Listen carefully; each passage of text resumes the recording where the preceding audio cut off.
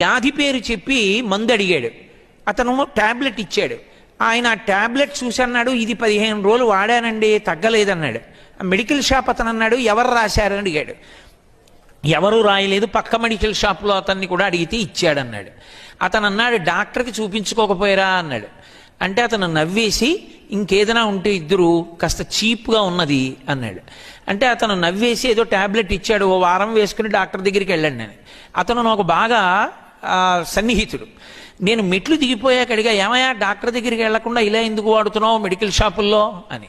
అతను అన్నాడు నాతో, డాక్టర్ గారి దగ్గరికి వెళితే 200 ఫీజు, బోల్డ్ అన్ని టెస్టులు, కోటేశ్వరారు కొడుకు తెల్లవారితే ఎంసెట్ రాశాడు, వాడికి ఇంజనీరింగ్ ఫీజు కట్టాలి, పుస్తకాలు కొనాలి, ఇన్ని చేయించుకుంటే ఎక్కడి నుంచి వస్తుందండి, అదే తగ్గిపోతుంది, పర్వాలేదు లేదు, అందుకే ట్యాబ్లెట్ మెడికల్ షాప్లో అడిగానన్నాడు.